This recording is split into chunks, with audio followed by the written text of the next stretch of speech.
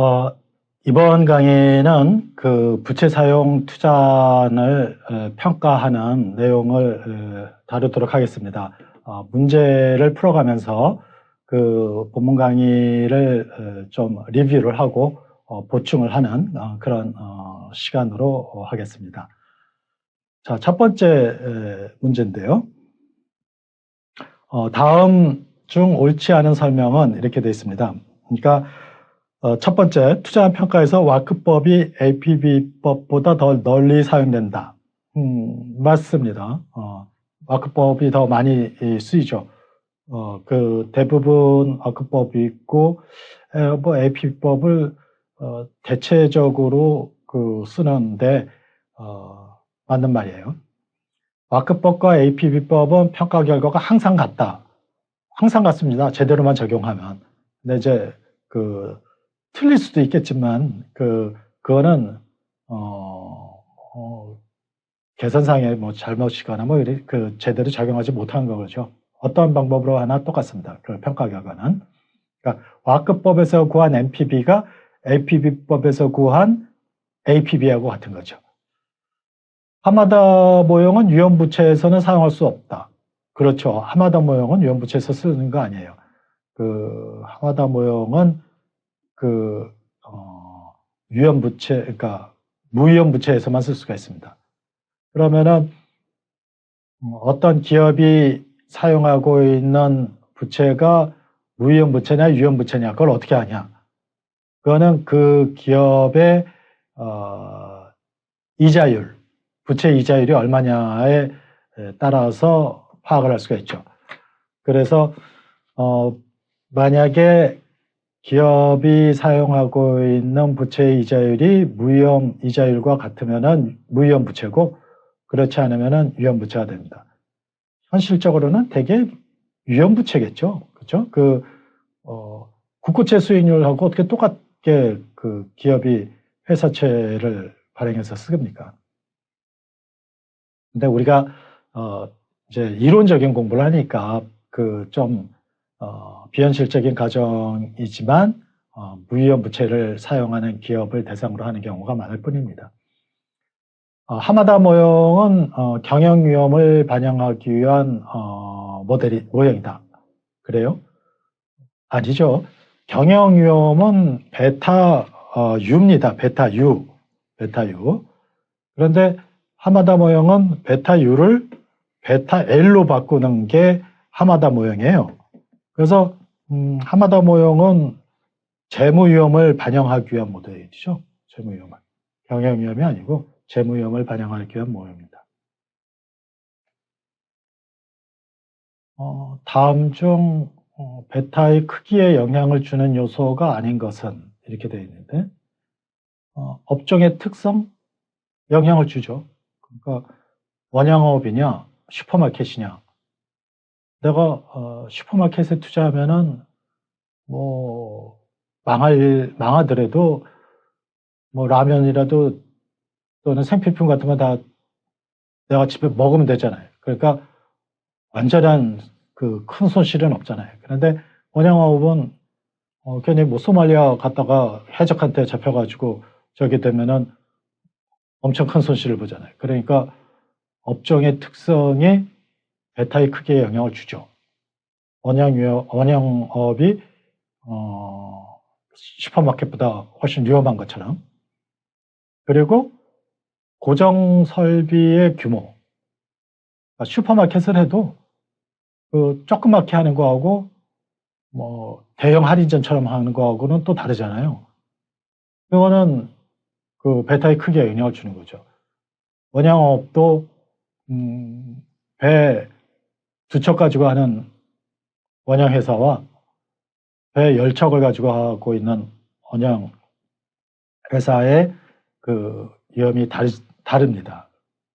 그래서 고정 설비를 투자한 규모, 그것도 바로 베타의 크기에 영향을 주는 거죠. 부채 비율은 베타의 크기에 영향을 주나요? 그렇죠. 부채를 많이 사용을 하면은 재무 위험이 커져서 베타가 베타 L이 커지죠.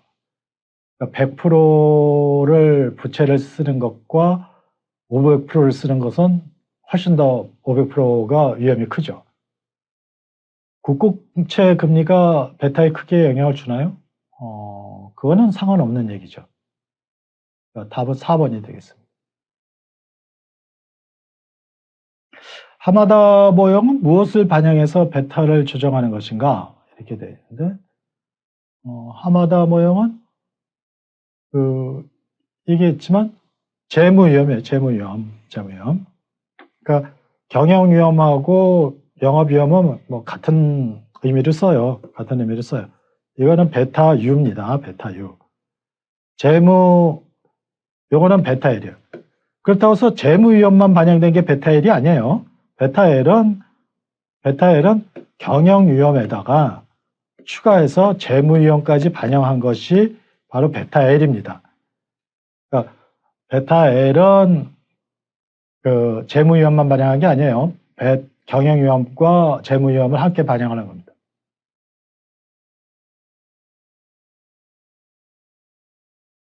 무위험 부채의 베타는 얼마냐요? 베타라는 게 뭐예요? 베타라는 게 시장 변화에 대한 민감도예요. 시장 수익률 변화에 대한 민감도. 그러니까 주가지수 변화에 대한 민감도예요. 그런데 무위험 부채는 예금금리예요. 그러면은 베타가 바뀐다고 해서 예금금리가 바뀌나요? 대출금리가 바뀌어요? 안 바뀌죠. 그러니까 요거는 무위험 베타는 0이에요. 무위험 부채의 베타는. 그래서 왜냐면은 상수니까, 무위험 부채의 수익률은 상수니까. 그러면은 베타가 꼭 상수일 경우만 0인가요? 그렇지 않습니다. 그러니까 여기가 시장 수익률이라고 하고 여기가 특정한 자산 수익률이다. 이러면은 상관관계를 그림으로 나타냈을 때 이렇게 나타낼 때도 베타는 0이에요. 그러니까 우리가 왜 제로 베타 CAPM 뭐 이런 얘기 하잖아요. 그때가 이런 거예요. 이런 거. 그것도 베타가 0이고 또 제로 베타 포트폴리오라는 게 바로 시장 포트폴리오와의 수익률의 관계가 이런 식으로 됐을 때 제로 베타 포트폴리오가 되는 거예요. 그리고 물론 무위험 부채의 베타는 상수기 때문에 베타가 0이고 마이너스 1인 거는 시장 수익률과 반대로 움직인다는 거고 플러스 1은 똑같이 움직인다는 거죠. 그러니까 여기서 답은 2번입니다. 기업이 사용하는 부채가 무위험 부채인지 유형 부채인지를 어떻게 판단하느냐. 근데 그거는 담보 유무, 상환 만기, 보증 여부 다 필요 없는 얘기죠. 요거지 금리 수준. 금리 수준이 기업이 사용하는 부채의 금리가 국고채 금리, 예금 금리와 똑같으면은 무위험 부채인 거고 만약에 그 예금 금리보다 더 높은 수준이면은 위험 부채인 거죠. 그러니까 사실 현실에서는 하마다 모형을 쓸 일이 별로 없죠. 왜냐하면 기업들이 다 은행 금리나 또 국고채 금리보다 높은 수준의 이자율을 부담하고 있기 때문에 그렇지만 우리가 그러면은 이제 얘기가 복잡해지니까 쉽게 간단하게 하기 위해서 기업이 사용하는 부채를 곧잘 무위험 부채로 가정해서 얘기를 합니다. 그러다 보니까 이제 하마다 모형을 쓰는 거죠. 기본 순현가를 구하기 위한 할인율에 반영된 위험은 다음 중 어느 것인가 이렇게 됐어요. 기본 순현가를 구하기 위한 할인율에 반영된 위험. 기본 순현가는 뭐예요? 우리가 MMA 수정 모형처럼 MMA 수정 모형의 VL은 VU 플러스 TB라고 그랬죠?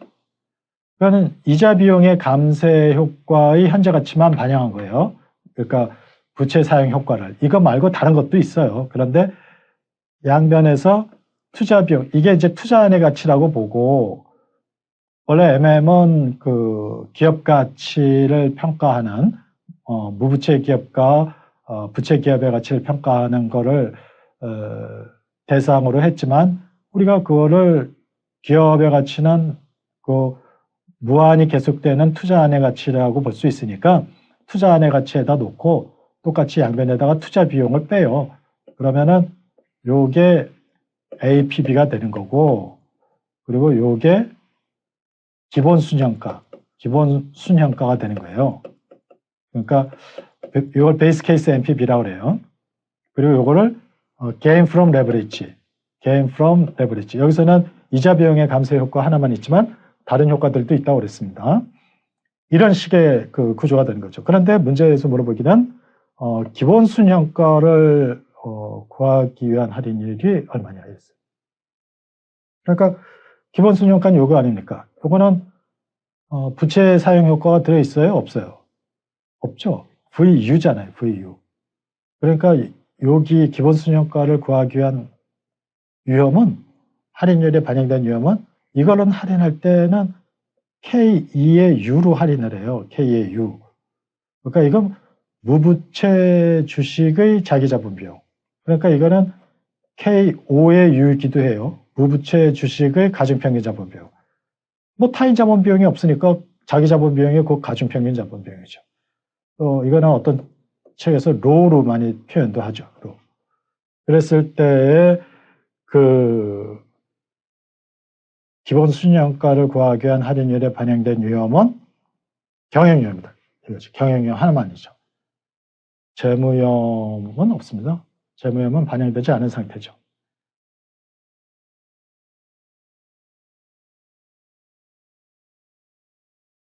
다음 중 조정평가법에서 고려해야 할 부채 사용 효과가 아닌 것은 뭐냐고 그래요. 이자 비용의 감세 효과. 우리가 조정평가법은 APB는 베이스 케이스 NPB에다가 플러스 gain from leverage, 부채 사용 효과거든요. 그런데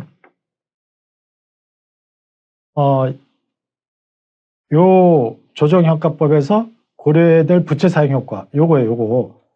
여기에 이자 비용의 감세 효과 들어가요? 당연히 들어가죠. 제일 중요한 거예요.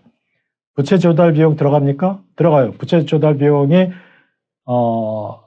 나중에 무형자산, 이현자산으로 계산됐다가 상각됐잖아요. 그러면서 그 상각되면서 또 감세 효과를 가져오고 그러잖아요. 장기 저리 조건의 차입, 이거는 좋은 건데 특혜금융 효과예요. 특혜금융 효과. 이것도 들어가요. 재무 레버리지 효과? 재무 레버리지 효과가 여기 들어갈 일이 없죠. 이거 답은 4번이 되겠습니다.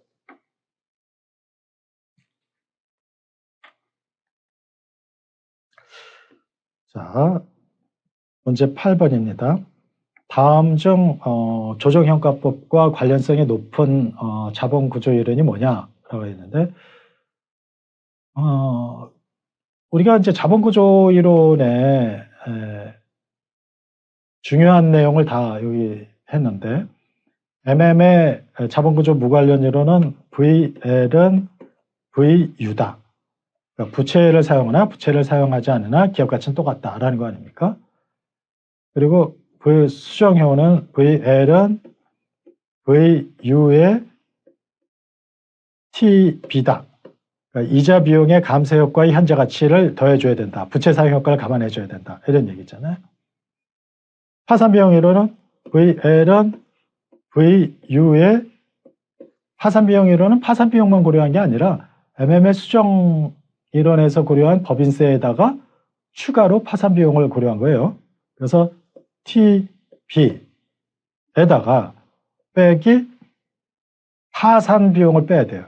근데 파산 비용은 발생한 파산 비용을 얘기하는 게 아니고 예상되는 기대 파산 비용을 빼는데 그 파산 비용도 미래에 발생할 거 아닙니까? 그러니까 미래에 나타날 확률 분포의 기대값인데 그것을 현재로 끌어와야 되니까 이 파산 비용, 기대 파산 비용의 현재 가치, 현가 이렇게 빼는 거죠.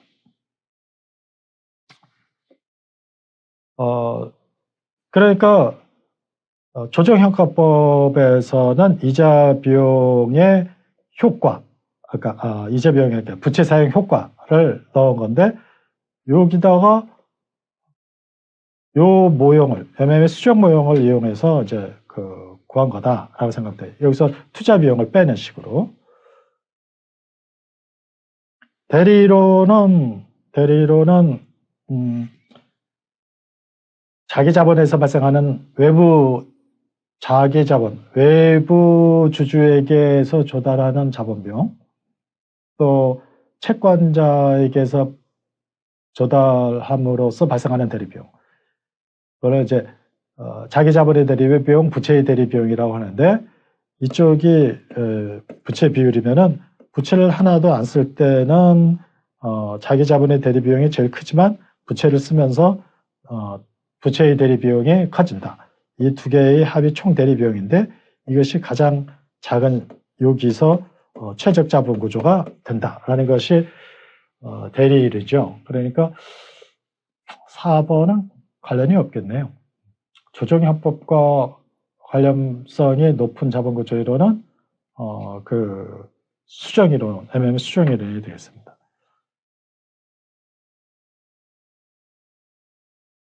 이 파산 비용 이론은 요 MM의 큰 이론에다가 요 하나 더 추가해 가지고 요것과 요거 사이에서 트레이드 오프 관계가 있으니까 최적 자본 구조가 존재하지 않냐 이렇게 내 말을 한 거죠. 그렇게 얘기를 할 거예요.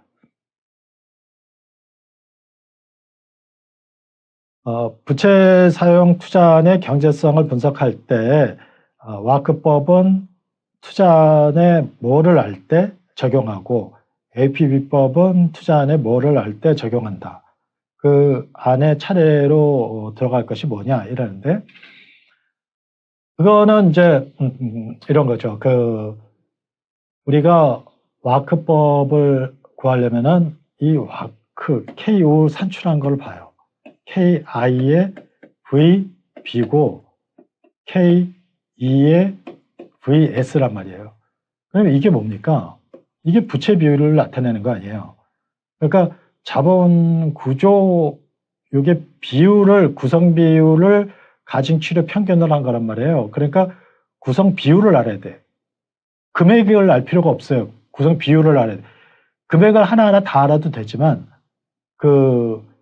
구성 비율만 알아도 되는 거죠. 그러니까 와크법은 투자의 부채 비율을 알면 되는 거고 APB법은 VL이 VU 플러스 Gain from Leverage TB에서 요 부분이잖아요. 요 부분. 부채 Gain from Leverage가. 그랬을 때 이때 부채 금액을 알아야 되지 않습니까? 그래서 부채 금액을 알아야 되는 거예요. 요거는 이거는 비율, 구성 비율. 와크법도 전체를 다 알면 좋죠. 부채 금액, 자기 자본 금액 다 알면은 구성 비율을 알 수 있으니까. 그런데 APB법은 부채 금액을 알아야죠. 금액. 이거는 자기 자본 금액은 몰라도 돼요. 비율을 필요 없으니까. 그러니까 요거는 비율 금액만 알아도 돼요. 부채 금액. 그 다음에 이제 문제 10번입니다. APB법은 기본 순현가에 부채 사용 효과를 더해서 구하는 거예요. 그런데 부채 사용 효과에 해당되지 않는 것. 이건 뭐 아까 물어본 거하고 좀 비슷한데. 그러면은 이자 비용의 감소 효과, 이건 아주 중요한 거죠. 특혜 금융 효과, 아까는 장기 저리 조건에 라고 했죠. 거기서 보통 주는 것보다 더 낮은 금리로 무부채 이거는 이제 무위험 이자율보다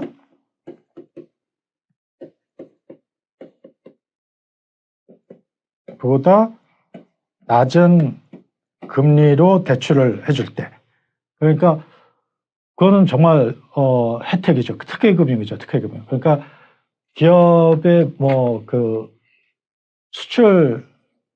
기업의 수출 증대 효과를 위해서 수출 기업에게는 더 무위험 이자율보다도 더 낮은 금리를 적용해서 준다라고 하면은 그 낮은 금리가 가져다 주는 효과만큼은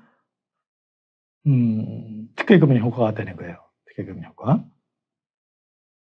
그리고 부채 조달 비용은 지금 현재 시점에서 얼마가 딱 돈이 나가지만 그게 이연 자산으로 계상되면서 내용연수 동안 상각되면서 상각 비용이 세금을 덜 나가게 해주는 효과가 있잖아요. 그것까지도 반영을 해야 되는 거죠. 그 다음에 부채 비용의 저렴 효과? 이거는 그거 아니죠. 부채 비용의 저렴 효과는 KD가 타인 자본 비용이 K2보다 작다. 그러니까 부채를 많이 쓰면은 KD의 비중이 더 커지니까 전체적으로 자본 비용이 낮아지는 효과가 있지 않냐. 그거를 부채 비용의 저렴 효과라고 했죠. 그러니까 우리가 그때 자기 자본 비용은 소주 알코올 도수 20도라고 하고, 그리고 타인 자본 비용, 부채의 자본 비용은 맥주 알코올 도수 5도라고 가정한 적이 있죠. 그래가지고 애초에 기업은 무부채 기업이에요. 무부채 기업에서 시작하는 거예요. 그러니까 소주만 담겨 있는 그릇 안에다가 이제 부채를 쓰면은 거기다가 이제 맥주를 붓는 거죠. 맥주를 부으면은 부채를 점점 더 많이 넣게 되면은 이 그릇 안에 평균 알코올 도수가 낮아지지 않습니까? 그것이 와크란 말이에요. 가중평균 자본 비용. 그러니까 와크가 점점 더 낮아지면은 결국 기업 가치는 커지죠. 그래서 부채 비용의 저렴 효과는 부채를 사용함으로써 좋은 효과를 얘기했던 거지. 여기서 APB법에서 얘기하는 부채 사용 효과는 아닙니다. 그것과는 다른 거죠. 그래서 답은 4번이 되겠습니다. 자, 여기까지 해서 문제 풀이 강의를 마치도록 하겠습니다.